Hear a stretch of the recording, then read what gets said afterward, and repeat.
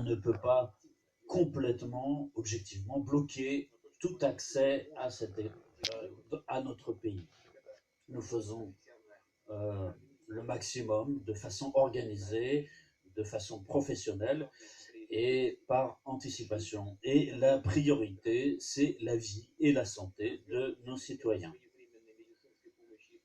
Et au moment de déployer notre secteur santé, toutes nos ressources sont impliquées et je m'adresse en particulier aux médecins, aux infirmiers, aux infirmières, à tout le personnel soignant de tous les établissements de santé, à nos scientifiques. Vous êtes là sur la ligne de front. Je vous remercie cordialement tous pour le travail que vous faites et je prie la population d'être particulièrement attentive à ce que font les médecins actuellement. Beaucoup va dépendre de cela et en particulier cela concerne les groupes les plus vulnérables de la population, le troisième âge et tous ceux qui sont sensibles à des maladies chroniques.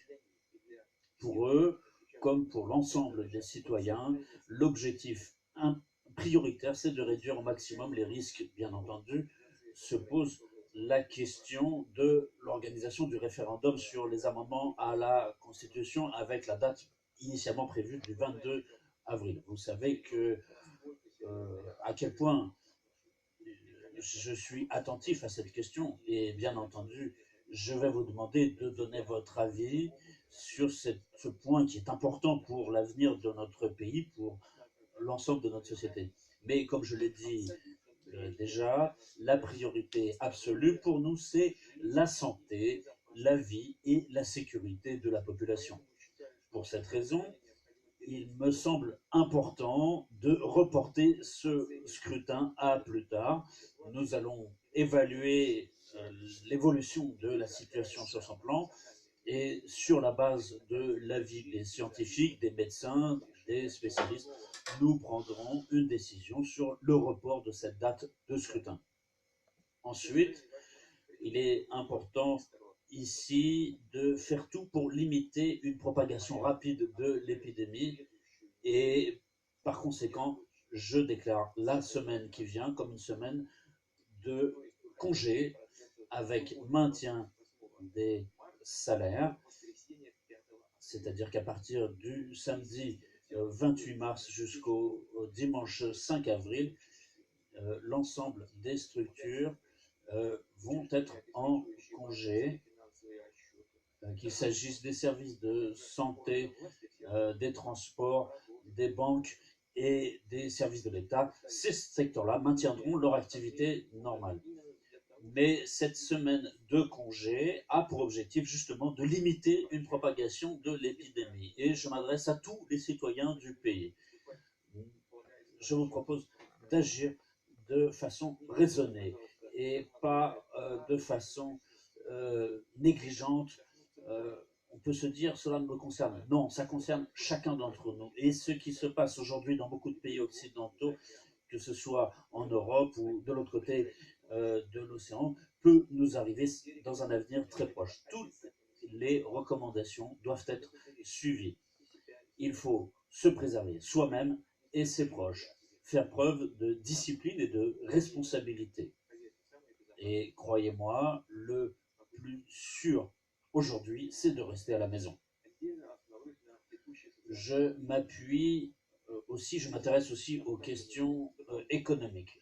Là aussi, il faut que nous prenions des mesures supplémentaires, tout d'abord, pour assurer la garantie sociale de la population, maintenir les salaires et également un soutien apporté aux PME qui occupent des millions de personnes.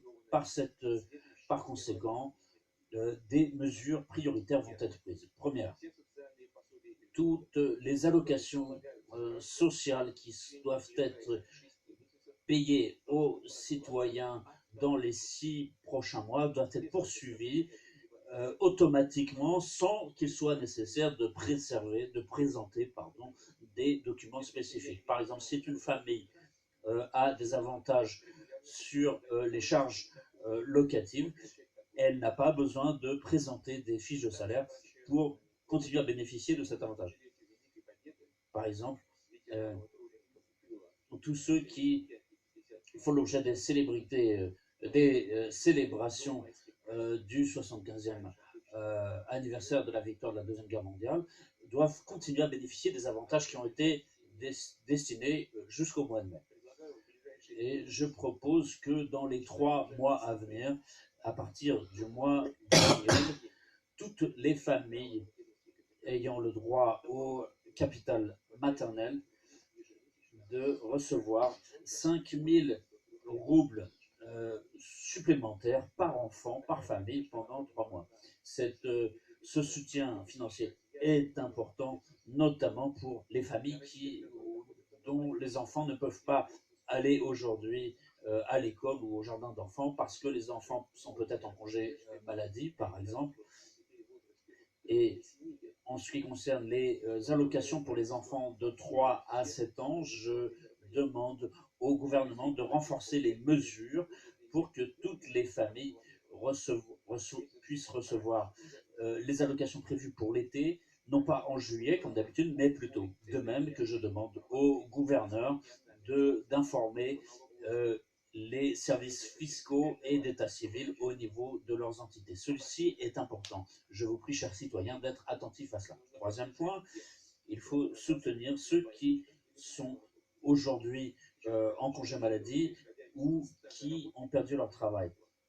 Donc un maintien de l'expérience professionnelle et du salaire, cela concerne en priorité les jeunes, notamment ceux qui, en raison d'un congé maladie, reçoivent un salaire très très bas.